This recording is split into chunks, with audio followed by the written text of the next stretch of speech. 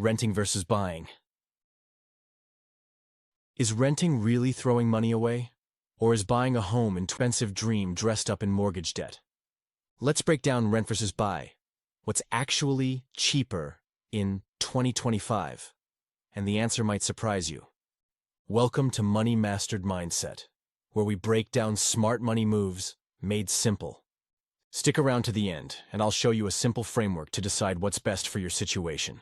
Let's go. First, the basics. When you rent, you pay a landlord every month. You don't build equity, but you also avoid big maintenance costs, property taxes, and a long-term commitment. When you buy, you're paying a mortgage, usually for 15 to 30 years. You build equity over time, but you take on a ton of responsibility and upfront costs. In 2025, both paths are more expensive than they've ever been. But which one actually costs more? Let's run the numbers. Let's say you rent a 2-bedroom apartment in a major city. Average rent, $2,300 per month. That's $27,600 per year. There's usually a security deposit, but no down payment. You may pay for renter's insurance and utilities, but that's about it. You can move anytime, and you're not on the hook for repairs when the water heater explodes. Now let's say you buy a $400,000 home. In 2025, the average 30-year mortgage rate is hovering around 6.75%. If you put 10% down, that's $40,000 up front. Your monthly mortgage is about $2,700. Add in property taxes, homeowner's insurance, maintenance, and maybe HOA fees. You're looking at $3,400 or more per month. That's over $40,000 a year. And don't forget closing costs, which can easily be $10,000 to $15,000. So wait. Buying costs more? Because part of that payment goes toward equity, the portion of the home you actually own.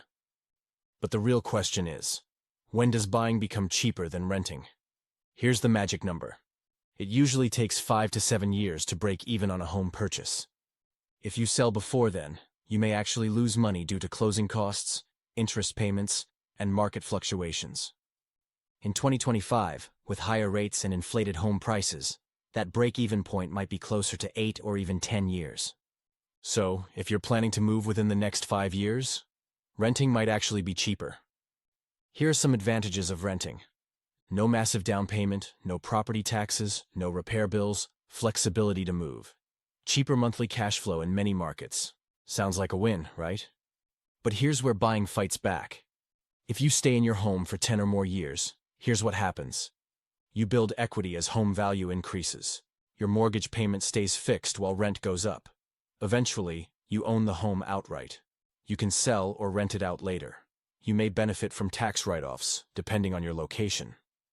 In other words, buying wins over time, but only if you can afford the upfront costs and plan to stay long-term. Let's talk opportunity cost.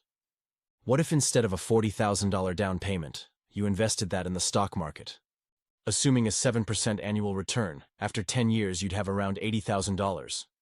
Compare that to the equity you'd build in a house? Depends on the market, interest rate, and appreciation.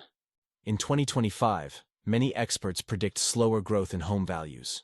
That could tilt the scale toward renting and investing the difference. So here's the million-dollar question. Should I rent or buy in 2025? Ask yourself these 5 things. 1. How long will I stay? Less than 5 years? Probably rent. 2. Do I have savings? No down payment or emergency fund? Renting keeps you liquid. 3. Is my job stable?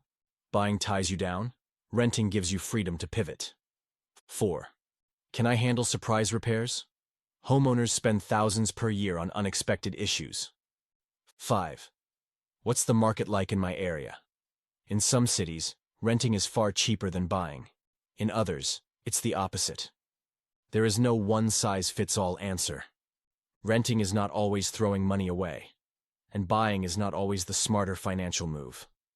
In 2025, with sky-high interest rates and inflation squeezing every dollar, the best decision is the one that fits your goals, your timeline, and your budget.